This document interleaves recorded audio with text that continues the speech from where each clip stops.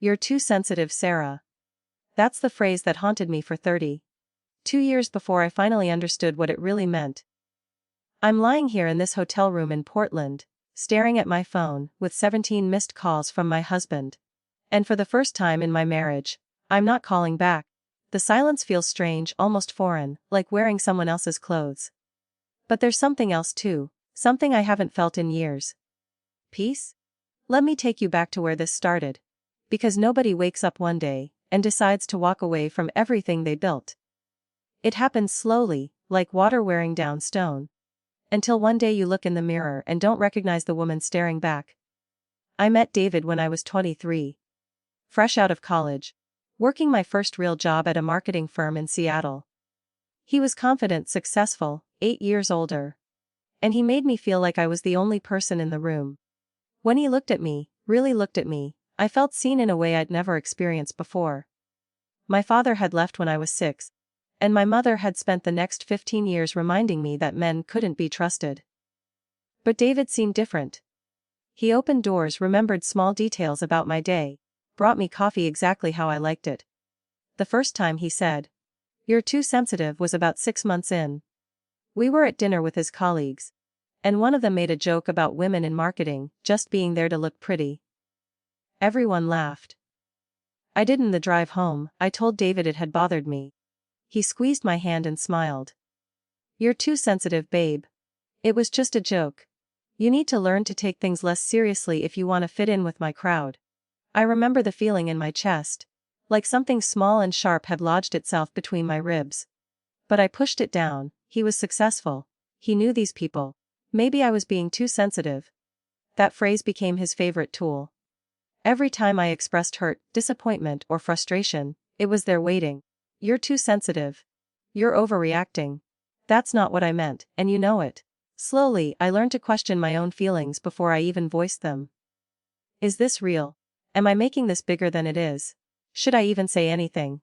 We got married 2 years later. The wedding was beautiful, exactly what David wanted. A country club. 200 guests, mostly his family and colleagues. I'd wanted something smaller, more intimate, maybe on a beach somewhere. But when I suggested it, he'd looked at me like I'd proposed we get married in a parking lot. "My family has traditions, Sarah. This is important to them. Don't be selfish." Selfish. That was another word that got added to the rotation. Anytime I wanted something different from what he'd already decided, I was being selfish. Too sensitive and selfish. The portrait of a difficult wife. The first year of marriage was an adjustment, or at least that's what I told myself. David worked long hours, and when he came home, he needed to decompress. That meant I learned to be quiet when he walked through the door. No excited greetings, no immediate questions about his day. I'd wait, gauge his mood, and respond accordingly. If he seemed stressed, I'd offer a drink and give him space. If he seemed okay, I'd risk a conversation. I stopped seeing my friends as much. It wasn't a rule exactly, but every time I made plans there was a subtle tension. "You're going out again, I barely see you as it is." Or, "I guess I'll just sit here alone while you have fun." The guilt would creep in and thick, and I'd cancel. Eventually, my friends stopped inviting me. I told myself it was natural, that married people just don't socialize the same way. By year 3, I'd mastered the art of being low maintenance. I anticipated his needs, smoothed over conflicts before they started, and kept my own feelings carefully contained. When I did slip up, when something hurt enough that I couldn't stay silent, the response was always the same. "Here we go again. Why do you always have to create drama? Can't we just have one peaceful evening?" Drama. Another word for my collection. Too sensitive, selfish, dramatic. I carried them around like stones in my pockets, each one weighing me down a little more. We talked about having kids. I wanted them desperately. David said he did too, but the timing was never right. His career was at a critical point. We needed to save more money, we should travel first. The reasons shifted, but the answer stayed the same. Not yet. Then one night, after I'd brought it up again, he sighed heavily and said, "Honestly, Sarah, with how emotional you already are, I can't imagine you handling the stress of a baby. Maybe it's not a good idea." That hurt worse than anything before it. The implication that I was too broken, too flawed to be a mother. I cried that night after he fell asleep quietly into my pillow, the way I'd learned to cry, silently. Without bothering anyone. The years blurred together after that. I threw myself into work, climbing the ladder at the marketing firm, winning clients, building campaigns. When I got promoted to senior director, I came home excited to share the news. David was in his office, on a call. I waited. When he finished, I told him. He smiled. But it didn't reach his eyes. That's great, babe. Does this mean you'll be working even longer hours? Because honestly, the house has been a mess lately. And I'm not sure how you're going to manage more responsibility at work and still take care of things here. My promotion became a problem I needed to solve. Not an achievement to celebrate. I started waking up at 5 a.m. to get housework done before I left for the office. I made detailed meal plans, kept the house spotless, and somehow still managed to exceed expectations at work. I was running on fumes, but I couldn't let either ball drop. If I did, it would prove him right. I couldn't handle it. Around year 8, something shifted in me. Small, barely noticeable, like the first crack in a frozen lake. We were at his company's holiday party, and I was talking to one of his colleagues' wives, Linda. She was funny, warm, and when I mentioned I'd been feeling tired lately, she said something that stuck with me. Girl, you need to take care of yourself. Put yourself first sometimes. Put myself first. The concept felt foreign, almost selfish. But it planted itself in my mind. I started paying attention to other marriages. Really watching them. I noticed how Linda's husband touched her lower back as they walked. How he laughed at her stories. How he looked at her like she mattered. I noticed couples who disagreed without one person shutting down. Wives who expressed opinions without first checking if it was okay. I started wondering if maybe, just maybe, the problem wasn't that I was too sensitive. Maybe the problem was that David didn't want me to feel anything at all. That's when the resentment started. Not the sharp, sudden kind, but the slow accumulation. It built in layers. Every dismissed feeling, every minimized hurt. Every time I made myself smaller to avoid conflict. It collected in my chest like sediment at the bottom of a river. I started keeping a journal. Nothing dramatic. Just small observations. Things David said, how they made me feel, patterns I was noticing. Reading back through was like watching my own life from a distance. Page after page of me apologizing, me trying harder, me wondering what I'd done wrong. And page after page of David's words. You're overreacting. That's not what happened. Why can't you just let things go? One entry stood out. I'd written. Today I realized I can't remember the last time David asked me what I wanted. Not about where to eat or what movie to watch. But about my life. What I want from my career. Where I see us in 10 years if I'm happy. He's never asked if I'm happy. Staring at those words, I felt something crack wide open. I couldn't remember either. I started going to therapy. I told David it was for stress management, which was true enough that it didn't feel like a complete lie. My therapist, Dr. Morrison, was a woman in her 60s with kind eyes and a way of asking questions that made you really think. In our third session, I was describing an argument David and I had about my mother coming to visit.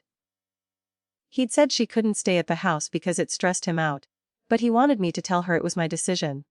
Dr. Morrison leaned forward. Sarah, do you often take responsibility for David's feelings or decisions? I started to say no. But then I really thought about it. How many times had I told my mother, my friends, my colleagues that we had decided something when really it was all David? How many of his preferences had become our rules? All the time, I admitted. She nodded slowly. What would happen if you stopped? I actually laughed. He'd be angry. We'd fight. And is fighting worse than disappearing? That question haunted me for weeks, because I had disappeared, hadn't I? The woman I used to be. The one who laughed loudly, had opinions, took up space, she was gone. I'd traded her in for peace, for his comfort. For a marriage that looked good from the outside. The final crack came on our 10th anniversary. I'd planned a whole day. Made reservations at the restaurant where he proposed. Bought a gift I'd been saving for. Taken the day off work. When I woke up that morning, David was already dressed for the office. Babe, I've got that meeting with the investors today. I can't miss it. But it's our anniversary, you knew about this. He kissed my forehead like I was a child. And we'll celebrate this weekend. Don't be so rigid about dates, Sarah. It's just another day. Just another day. Our 10-year anniversary was just another day. Less important in a meeting he could have rescheduled. I stood in our kitchen, still in my pajamas, holding a gift bag, and something inside me simply gave up. I didn't scream or cry or throw things. I just felt a door close in my heart. A quiet, definitive click. He came home that night at 11, expecting me to be understanding. I was sitting on the couch, still dressed in the outfit I'd planned to wear to dinner. "Are you really gonna pout about this?" he asked. I looked at him. "You love me, David?" He blinked, clearly caught off guard. "What kind of question is that?" "Of course I do." "Why?" "What do you mean why?" "Because you're my wife." "But why do you love me? What is it about me, specifically, that you love?" He stared at me for a long moment. "Sarah, I'm exhausted. I don't have energy for one of your emotional deep dives right now. Can we just go to bed?" And there it was. After 10 years, he couldn't name one thing he loved about me, not one quality, not one characteristic. I was his wife. That was my identity, my value, my entire existence in his world. I lay in bed that night, listening to him snore, and made a decision. Not to leave, not yet, but to find myself again. To figure out who Sarah was underneath all the accommodating, all the apologizing, all the trying. I started small. I joined a book club without asking permission. When David complained that it interfered with our Tuesday nights at home, I went anyway. The guilt was crushing at first, but I pushed through it. I reconnected with an old friend from college, Maya, who I'd lost touch with. We met for coffee, and within 10 minutes I was crying, telling her everything. She held my hand and said, "Honey, that's not a marriage. That's a hostage situation." I started saying no, not to everything, but to things that made me uncomfortable, or that I simply didn't want to do. David's colleague's birthday party where I was expected to play the perfect wife. No. Hosting his poker night when I was exhausted. No. Canceling plans of Maya because he wanted me home. No, each no felt like rebellion. David didn't know how to handle it. The arguments got worse. He'd accuse me of changing, of not being the woman he married. And he was right, I wasn't. That woman had slowly erased herself to make room for his needs. I was trying to remember who I was before the erasing began. Dr. Morrison asked me once what I would do if I wasn't afraid. I couldn't answer at first. Fear had been my compass for so long. But then slowly, the answer came: I'd leave. I'd pack my things, walk out the door, and start over. The thought terrified me and thrilled me in equal measure. I started preparing without really admitting what I was doing. I opened a separate bank account, started saving. I updated my resume, reached out to old contacts. I found an apartment I could afford on my own, just looked at it, imagined living there. I even went so far as to sit in the parking lot one day, staring up at what could be my window, and crying with something that felt like grief and hope mixed together. The final straw came 3 months ago. David came home from a work trip for a couple's retreat. "I think we should go," he said. "Things have been tense, and I want to fix us." I looked at the brochure.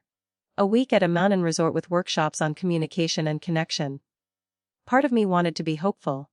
Maybe this was it. Maybe he finally understood that something was broken. "Okay," I said. He smiled. "Right. Just so you know, I've already talked to the counselor who runs it. I explained that you've been going through some changes. Maybe early menopause or something. And that's why you've been difficult lately." He says they deal with that a lot. I felt the blood drain from my face. "You told him I'm being difficult because of menopause?" "Well, something's going on with you, Sarah. You're not yourself. I'm trying to help. I'm not myself." I'd heard some version of that for years, but this time it hit differently. He didn't want to fix us. He wanted to fix me.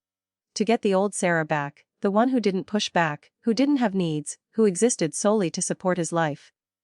I handed the brochure back to him. "I don't want to go. Don't be stubborn. This will be good for us." "No, David. I don't want to fix this, I want to end it." The words hung in the air between us. His face went through several expressions before landing on disbelief. "You're not serious." "I am. I want a divorce." What followed was predictable. Anger first. How dare I throw away 10 years? What would people think? I was being irrational, emotional, throwing away a good thing because of some midlife crisis. Then bargaining. He'd change. We'd go to counseling. Real counseling, not the retreat. He'd work less, pay more attention, whatever I needed. But here's what he didn't do. He didn't ask why. He didn't ask what he'd done to make me this unhappy. He didn't ask what I needed to feel loved. It was all about saving the marriage as a concept, not about understanding or healing what was broken. I moved out 2 weeks later. Stayed with Maya while I finalized the apartment. David tried everything. Flowers at my office. Long emails about our history, showing up at places he knew I'd be. Once he even cried, "Please Sarah, I love you, don't give up on us." I almost caved. Almost. Because part of me still wanted to believe that love could be enough. That trying harder would work this time. But then I remembered Dr. Morrison's question. What would I do if I wasn't afraid? I signed the lease on my apartment, filed the divorce papers, and for the first time in a decade, I took a full breath that didn't feel like it had to be rationed. Which brings me to now. This hotel room in Portland. I'm here for a marketing conference, and David has been calling non-stop. The 17th voicemail came through an hour ago. I listened to it. Sarah, you're making a huge mistake. You think you'll be happier alone. You think someone else will put up with your issues. Come home, we can work this out. Stop being so stubborn. I deleted it. Then I blocked his number. I know what people will think. 10 years is a long time to throw away.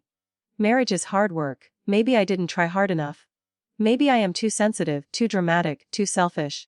But here's what I've learned. There's a difference between being sensitive and being awake. Being dramatic and having needs. Being selfish and having boundaries. I'm not too much. I was with someone who wanted me to be less. Tomorrow I'm meeting with a potential new client. A big one that could take my career to the next level. Next week, I'm having dinner with Maya and some of her friends. Next month, I'm taking a solo trip to Italy, something I've wanted to do since college. I'm building a life that's mine. Not ours. Mine. Do I miss him sometimes? Yes. I miss the fantasy of what I thought we had. The version where his love was real and unconditional. Where my worth wasn't tied to how little space I took up. But I don't miss the reality. The walking on eggshells, the constant self-doubt. The slow disappearing act I performed for years, thinking that if I could just be perfect enough, small enough, quiet enough, he would finally see me the way I needed to be seen. Here's what I want you to know if you're listening to this and something in your chest is recognizing these feelings. You're not crazy. You're not too much. And you deserve someone who doesn't make you question your reality. Love shouldn't require you to become less. It should give you room to become more. The right person will never weaponize your sensitivity. They'll treasure it. They'll create safety for it. They'll meet your needs without making you feel guilty for having them. I'm 32 years old and I'm starting over. It's terrifying. Some days I wake up and panic about being alone. But then I remember that I've been alone for years. I just had someone sleeping next to me while I felt it. Now I'm alone on purpose. Building something real. Finding out who Sarah is when she's not performing, accommodating, or apologizing for existing. And you know what? She's pretty amazing. She's funny, which I'd forgotten. She has opinions about books and politics and where the best coffee in Seattle is. She takes up space without apologizing.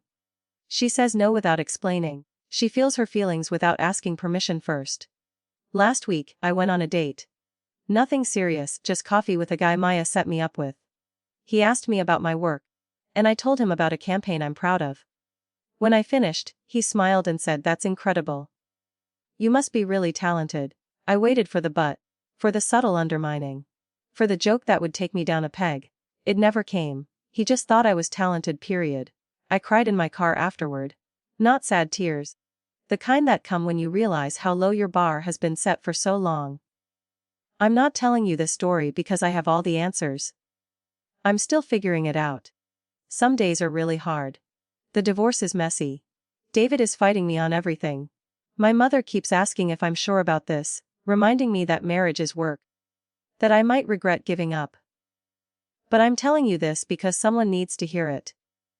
If you're in a relationship where you constantly feel like you're too much or not enough, where your feelings are dismissed as overreactions, where love feels like a performance you can never quite nail, you're not imagining it. You deserve better.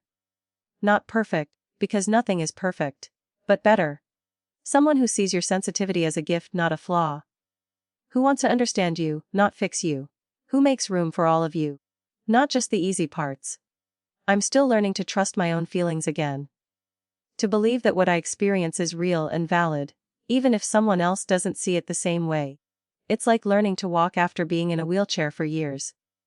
Some steps are steady, some make me stumble, but I'm moving forward.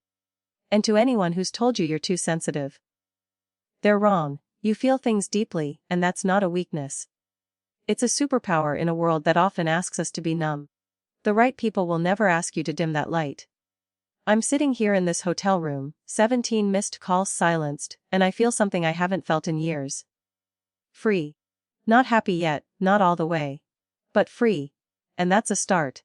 So if you're watching this and wondering if you should stay or go, if you're questioning your own reality, if you're tired of making yourself smaller, hear this. Trust yourself. Your feelings are valid, your needs matter.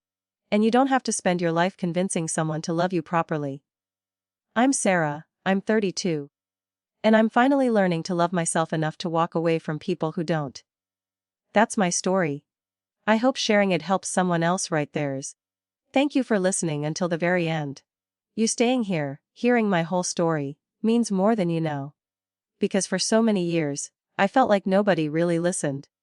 Like my words didn't matter unless they were agreeable, unless they made someone else comfortable. But you listened. And maybe my story touched something in you. Maybe it made you think about your own relationships, your own patterns, your own voice that you've been quieting. Whatever brought you here, I'm glad you stayed. Because stories like this, they need to be told.